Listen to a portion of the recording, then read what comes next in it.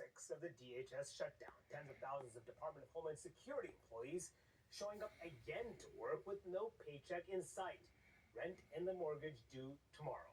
Lawmakers have no plans to end a 2-week recess early, but they're facing a new brand of pressure usually reserved for celebrities.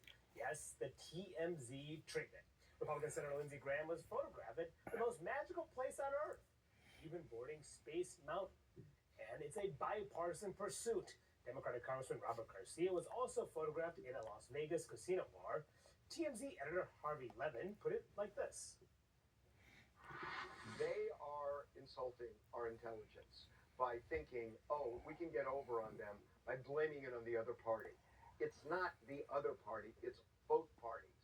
And we are kind of sick of the way they are patronizing us, and that's why we're doing this. If you are watching this and you see a senator out and about somewhere, especially somewhere on vacation, send them to us. Send it to the TMZ tip line. All right, our smart reporters are back. Is this pressure campaign going to work? I don't know. I mean, it may make people think a little bit. I mean, you can get some bad press, but usually you can survive these sorts of things. But what it does reinforce is just the frustration that people have with Washington overall. It's like you're waiting hours and hours at the TSA lines. And not only that, the people working at TSA, as you said, they're not getting paid. These people are struggling. And, you have lawmakers in Vegas and at Disney World, going on Space Mountain. I think it just reinforces, just the upset that people have at the way Washington is working right now, or not working. And Lindsey Graham had said in response to these TMZ photos that I was invited to a meeting in South Florida on Friday with Trump official Steve Witkoff. I went to Orlando to meet friends after. I'm already back in South Carolina. I voted 7 times to fully fund the government. Call a Democrat. And then he posted this on X yesterday, saying, I spent time breaking clays in Edgefield County today. Doesn't get much better than that. And then today, Aiken County has always had my back, and I always have theirs. Great morning spent with some great friends at Newberry Hall. He didn't quite explain exactly why he was in. I know you want me to speculate. You don't have to speculate. I can't speculate on TV, but I will say that I think that this is brilliant what TMZ is doing because everybody can get behind it, right? I mean, when we saw Pete Montine in those lines at BWI or DCA, and he was asking people, why is this happening? Who do you blame for this? Almost every answer was the government. It wasn't Democrats, it wasn't Republicans, it was the government isn't functioning. This is a bipartisan effort by TMZ, and American people are actually signing up for it. I mean, they're actually calling in when they see these lawmakers' places because they're fed up.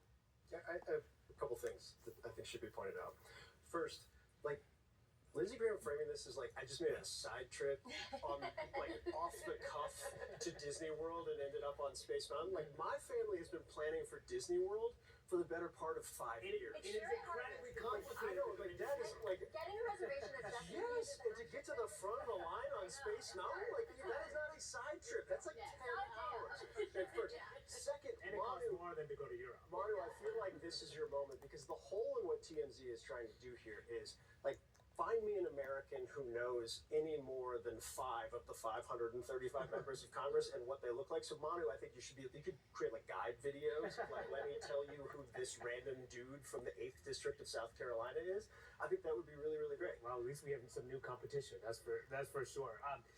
Meantime, there's of course this tension that's been building between the House GOP and the Senate GOP, which is why we are in this shutdown right now. The House GOP rejected the plan that passed the Senate. The House passed its own bill. The Senate has not passed that. Democrats plan to block that. Mike Johnson, the Speaker of the House, was on Fox and Friends this morning, and he took a little swipe at his colleagues across the Capitol.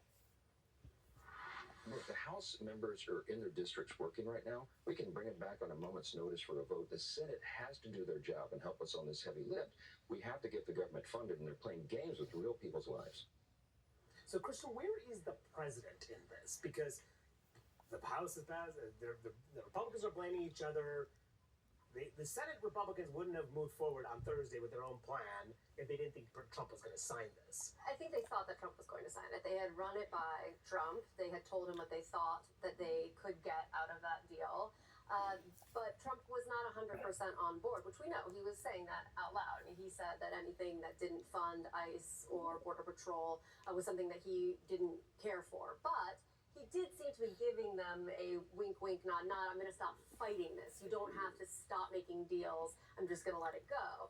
And they did. They got it passed. And then you had Johnson come out and say, we're not supporting this. And a reminder that everything Johnson does, he runs by President Trump first. Yes. So it was very clear. He's not freelancing. He's not freelancing at all. He's not looking to certain. But neither is John Thune. He's not going to freelance on something, so he thought Trump was with him too. So again, the other question is, 53 where's Trump? Republican senators, will say- all of whom signed off on a hotline for UC of the bill. Exactly. But I will say that Trump was pretty transparent on not liking that deal. The only thing that changed was that he had clearly they'd gotten through to him, like, this is what's going to pass. Like, this is what we got to get done. And so he went along with it because he stopped publicly fighting it, but he never was on board with that. I mean, he was asked in the Oval Office, what do you think of this? He's like, I'm not going to like anything that they put forward. So given the opportunity from Johnson and from House Republicans to totally blow that up, he certainly took it. Yeah, and this is all comes as we're seeing shutdown after shutdown. You know, before this used to not be part of it was rare. Shutdowns didn't happen. Right? The first time that happened was under Jimmy Carter. Then after the two Clinton shutdowns, we didn't see it until Barack Obama. And then it's happened under Trump now 3 times in this Congress. And then in the previous Trump shutdown, for Trump 1.0, there were 2 shutdowns, of course. This is now becoming common in Washington, and you can only expect this is going to get worse before every deadline that occurs September 30th every single year. Absolutely. And I mean, I don't even want to get into the fact of the way we fund government now. You know, you don't go through the committees and all that stuff. Like, everything is haphazard. You come to a deadline. And I think that's why you have people who are so frustrated. And you're also playing around with people's livelihoods. Like, how are you going to get people to do these jobs, which are necessary, as we're seeing at the airport, if they have to always worry about not getting paid? Yeah. Like, people aren't going to stick around for that. And so what does that mean for the public that has to travel? Yeah, it's just the party and the minority has that power in the Senate to block legislation from going forward. They have now using that now multiple times. Democrats extracting some leverage, but to what end? A lot of Americans, of course, would be asking that. All right, when we come